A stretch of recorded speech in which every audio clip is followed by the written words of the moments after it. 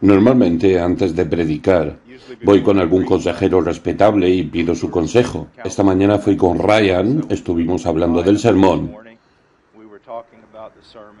Le dije, ¿de qué debo predicar? Él me dijo, bueno, a mí me gusta Moisés. Bien, ¿debo hacer una predicación corta o larga? Él dijo, larga. Debes saber a quién eliges como consejero. Yo escogí bien. Pero no vamos a hablar de Moisés. Vamos a hablar de un pasaje que es muy importante para nuestro entendimiento de la vida cristiana. Comenzaremos en el versículo 1, pero el Espíritu dice claramente que en los últimos tiempos algunos apostatarán de la fe, prestando atención a espíritus engañadores y a doctrinas de demonios. Vemos la primera frase, pero el Espíritu dice claramente. Este es un lenguaje muy inusual. No encontramos esto en ningún otro lado del Nuevo Testamento, así que se está dando un gran énfasis en lo que significa, que esto es muy importante, lo que significa, que debes prestar atención. Debes poner mucha atención a todas las palabras de Dios y a todas las palabras de Cristo, pero de vez en cuando en el Nuevo Testamento escuchamos a Jesús decir, de cierto, en verdad os digo. Esto no significa que es más verdad, significa que está poniendo énfasis en eso. Es decir, si vas a escuchar, esto es lo que debes escuchar. Y esa es la manera en que Pablo está lidiando con esto.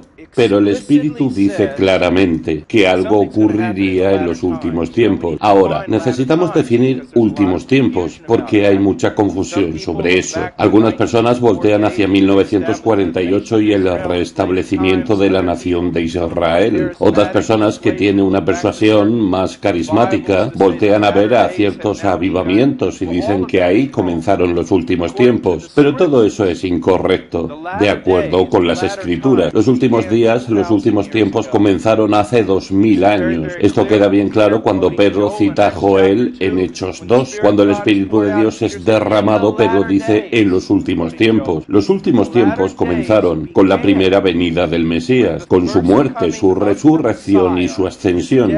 Estos son los días del Mesías, estos son los últimos días. No tengo tiempo de explicarlo, pero son tiempos problemáticos. Siempre se creyó que cuando el Mesías viniera, primero habría un tiempo de problemas, un tiempo de transición, un tiempo de ya está, y aún no. Lo cual podemos ver el día de hoy en un macrocosmos. Podemos ver a Dios avanzando en el mundo, pero no ha avanzado completamente. Pero también lo puedes ver en un microcosmos dentro de ti. Hay un tiempo de conflicto en el que el Mesías ha llegado a tu corazón. Él ha hecho grandes cambios, pero aún es un tiempo conflictivo en tu propia alma. No ha sido completamente santificado. Es lo que llamamos en teología el ya está, pero aún no. El reino ha llegado, el reino está llegando. El reino no ha llegado en su totalidad. Así que hemos estado en los últimos días y Pablo va a describir algo que va a ser una batalla durante toda la era de la Iglesia. Es algo de lo cual tenía que hablar aquí cuando le escribió a Timoteo. Es algo que tú y yo necesitamos escuchar 2000 años después. Bien, dice, pero el Espíritu dice claramente que en los últimos tiempos algunos apostatarán de la fe. Ahora bien, esto es muy importante. Dice que estamos viviendo ese tiempo.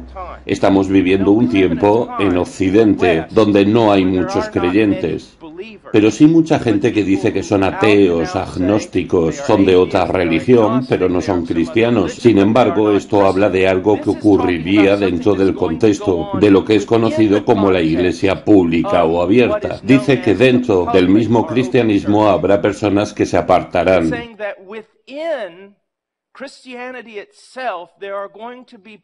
Bien, sabemos que si se apartan es porque nunca fueron verdaderamente cristianos. Pero lo que está diciendo es que dentro de la iglesia pública, ¿a qué me refiero? Me refiero a todas las personas que dicen ser cristianos. Habrá gente que asegurará que es cristiana, pero en realidad se aparta de lo que en verdad significa ser cristiano. Y te puedes dar cuenta que es el tipo de gente más peligrosa de todas.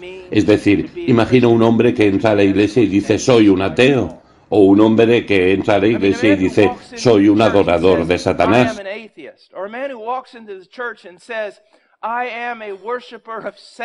Automáticamente las antenas de todos se protegen y dicen, no vamos a escuchar a este tipo.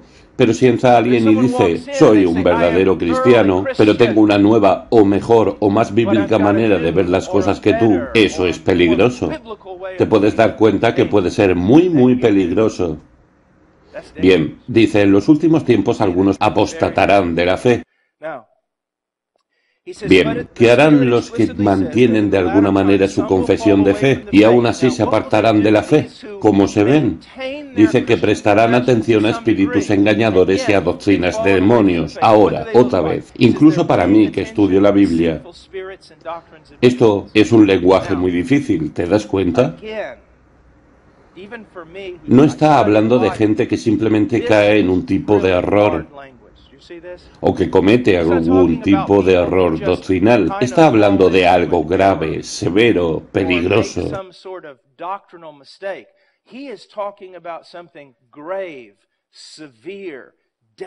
Retrocedamos y resumamos. ¿Recuerdas cuando dije, el Espíritu dice claramente? Ese es un lenguaje muy particular. Dice, esto es importante, escucha. Y luego dice los errores de estas personas que se dicen cristianos. No son ni más ni menos que doctrinas del mismo diablo. Luego procede a describir a esta gente. Versículo 2 dice, mediante la hipocresía de mentirosos.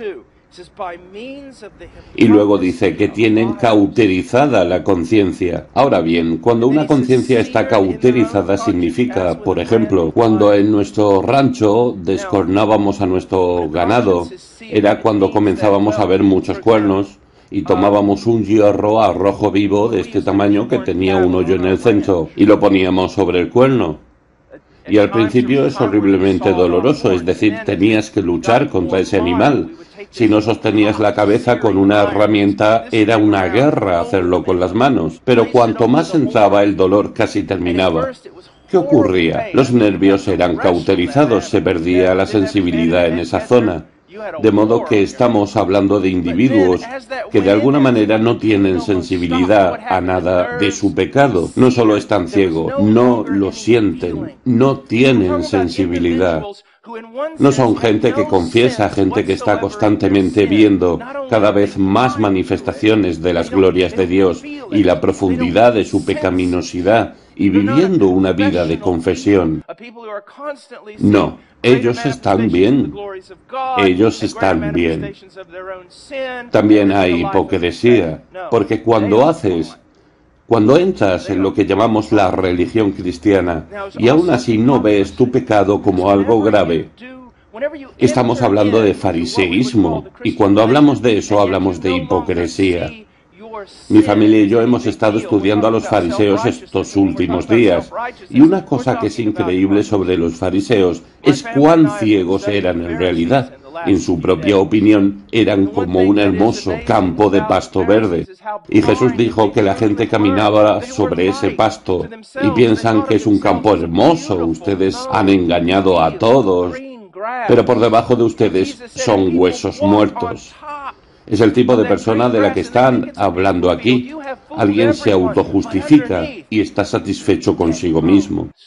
¿Cierto? Entonces, hasta este punto hemos descrito una persona que tiene serios problemas. Y ahora explicará más a fondo lo que estas personas enseñan. Dice el versículo 3, prohibiendo casarse y mandando abstenerse de alimentos, que Dios ha creado para que con acción de gracias participen de ellos los que creen y han conocido la verdad. Bien, yo no esperaba eso en absoluto. Ustedes sí. Es decir, está hablando de que el Espíritu dice claramente, luego nos advierte de doctrinas de demonios, enseñanza satánica, y luego habla sobre individuos cuya conciencia está totalmente cauterizada con un hierro a rojo vivo. Y de pronto comienza a hablar de comida. Yo pensaba que iba a explicar alguna sana doctrina sobre el anticristo, la negación de la deidad de Cristo, enseñanza sobre lo que sea. No me esperaba que solo comenzara a hablar de... Escuchen, toda la comida es buena. El matrimonio es bueno. Y cosas como esa. ¿Se dan cuenta cómo no parece encajar? Aquí habla de hombres que prohíben casarse e ingerir ciertos alimentos. Quizá te preguntes, hermano Paul, ¿por qué elegiste este texto? No hay nadie en nuestra iglesia que nos quiera prohibir casarnos.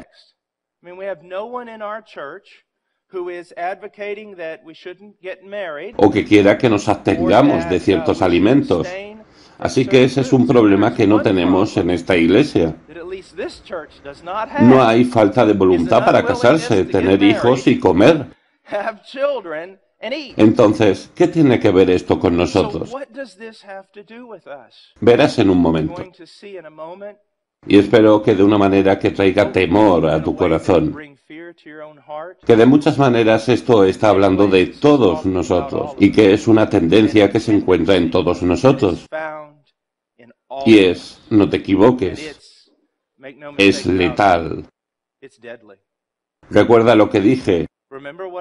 Si un satanista entra y dice que es un satanista, no lo vamos a escuchar. Pero alguien que es un 90% cristiano o un 100% cristiano con solo el énfasis equivocado, puede convertir a una iglesia creyente en el Evangelio en nada más que un grupo de fariseos llenos de legalismo. Así que retrocedamos y veamos el contexto completo de este texto y entonces entenderemos. Y para hacer eso vamos a salir del capítulo 4 y pondremos reserva en nuestros motores e iremos al capítulo 3 y veremos el versículo 16. Regresemos al versículo 15 del capítulo 3 de Primera de Timoteo. Pero en caso que me tarde te escribo para que sepas cómo debe conducirse uno en la casa de Dios. ¿Cuáles son las prioridades en la casa de Dios? ¿Qué es lo que debe hacer la casa de Dios? ¿Cómo deben actuar? Pero no solo eso, las acciones siempre están basadas en cómo piensas, en qué es lo que crees. La casa de Dios. Ahora observa esto. Que es la iglesia del Dios vivo, columna y sostén de la verdad. Como individuos se nos ha dado un depósito santo, que es la verdad de Dios. Y colectivamente se nos ha dado un depósito santo y es la verdad de Dios. Como individuos, tú y yo tenemos la responsabilidad de mantener la verdad que hemos aprendido, aprender más y compartirla con otros. Y colectivamente, como iglesia, cuando nos unimos y el mundo puede vernos unidos, tenemos la responsabilidad de resguardar la verdad. Es nuestra responsabilidad y es una responsabilidad tremenda. Y anota esto, tendrás que dar cuentas el día del juicio. ¿No te preocupa la verdad? ¿No te preocupas por mantenerla, enseñarla? Serás responsabilizado de ello como creyente en el día del juicio, por la verdad que te ha sido dada y cómo la has utilizado. Luego dice esto, e indiscutiblemente grande es el misterio de la piedad, e indiscutiblemente. Dice, ni siquiera necesito decir esto, pero lo diré. Dice, es indiscutible que si hay una verdad que todos en el cristianismo saben y hay un común acuerdo, es esta. Grande es el misterio de la piedad.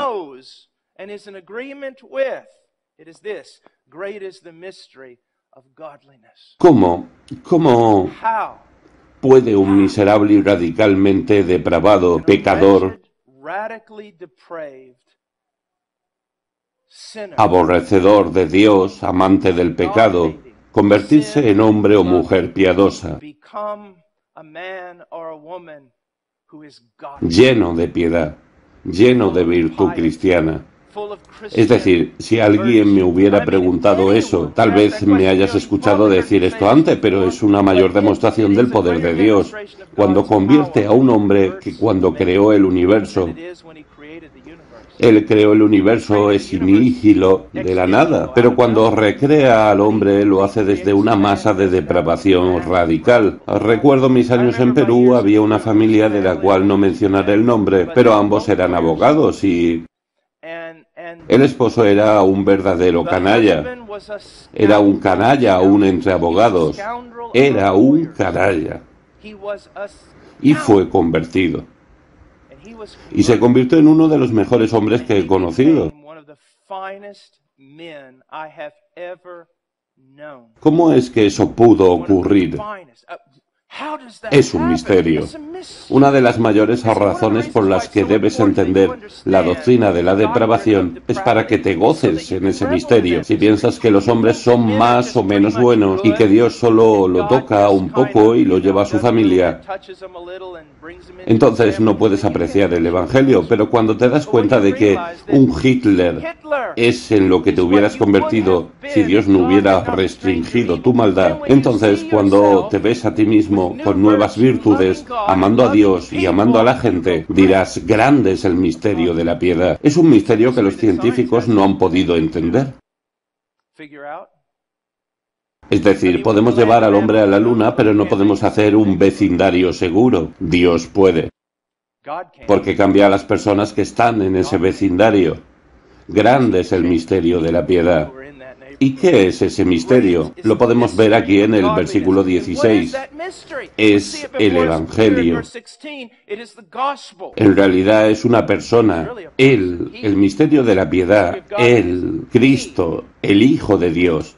Dios fue manifestado en carne, justificado en el Espíritu. ¿Qué significa eso? Que cuando fue resucitado de los muertos, esa era la justificación de Dios, de su Hijo. Si había alguna duda de que Jesús de Nazaret era el Hijo de Dios, Dios aclaró esa duda, lo resucitó de los muertos. Y si eso no es una justificación para ti, si no es suficiente evidencia, hay malas noticias para ti. En vez de buenas, no se te dará otra evidencia. Lo justificó resucitándolo de entre los muertos, visto de los ángeles, predicado a los gentiles. Una de las cosas importantes a entender sobre el cristianismo es que no es algo que esté oculto en alguna parte. No es una religión arcaica o nacionalista. Está siendo proclamada entre las naciones, y gente de toda tribu y nación y lenguaje. Muchos han entrado al redil, y otros entrarán antes de que Él regrese.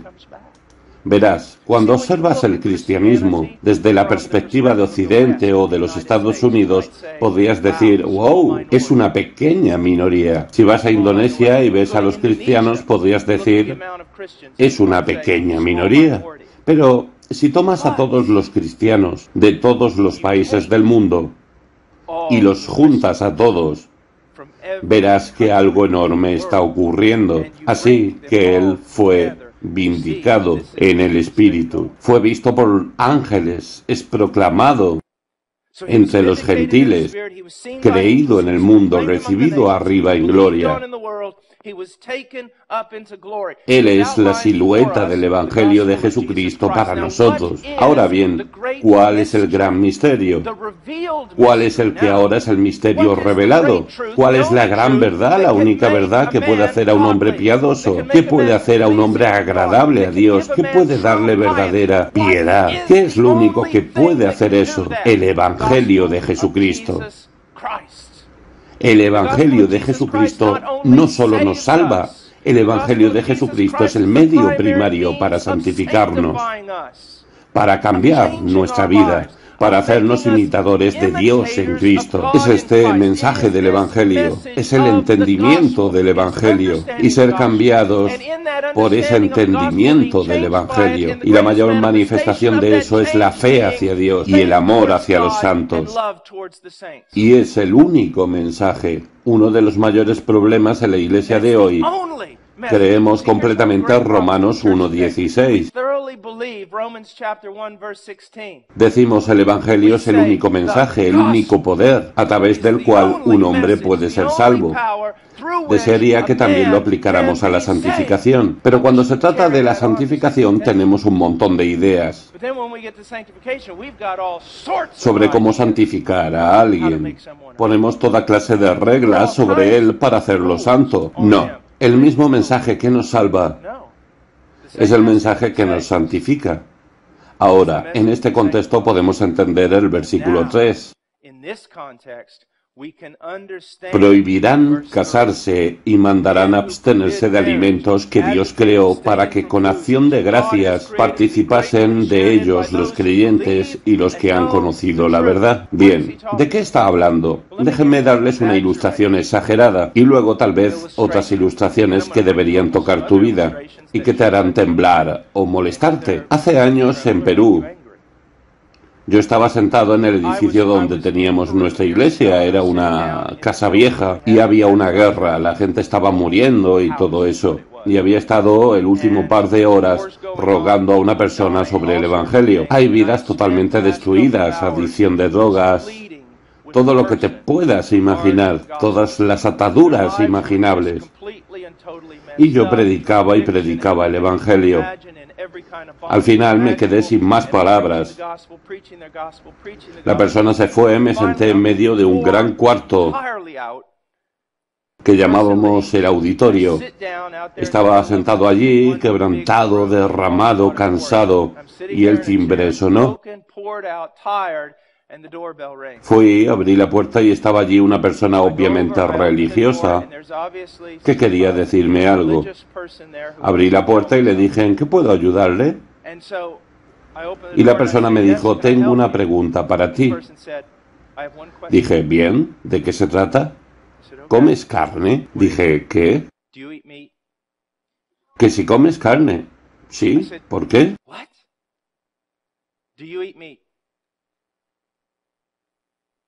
Abrió las escrituras y comenzó a explicarme que yo no conocía el verdadero camino de ser agradable a Dios o ser piadoso o algo así.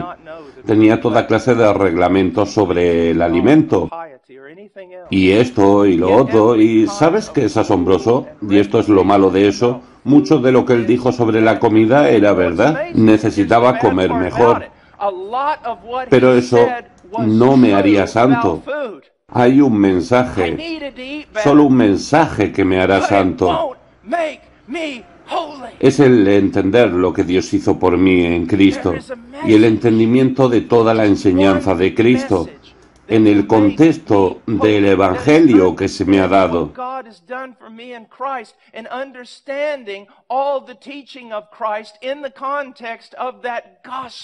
Y si me alejo de eso, hacia otra cosa, dando énfasis hacia cualquier otra cosa, escucha lo que el apóstol Pablo me dice.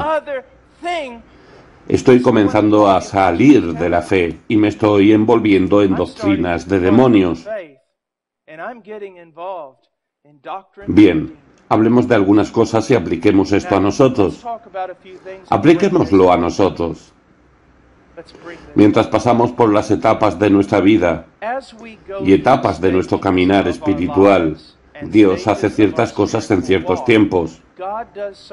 ¿De acuerdo? Debemos ser muy cuidadosos en que el énfasis de ese momento no se convierta en el énfasis de nuestro cristianismo. El cristianismo se trata solo del matrimonio. No, no es verdad. ¿Es solo sobre la familia? No, no lo es. ¿Solo se trata de la moralidad? No, eso no es verdad. Es solo acerca de decencia y modestia y esto y aquello y toda clase de cosas. No, no lo es. Es demasiado inmenso para ser reducido a una de estas categorías.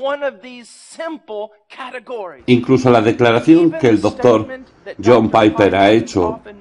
Yo respeto a Piper, estoy de acuerdo con él. En lo que voy a decir ha sido totalmente una bendición para la Iglesia. Cuando él dice que todo se trata de la gloria de Dios, no es tan grande.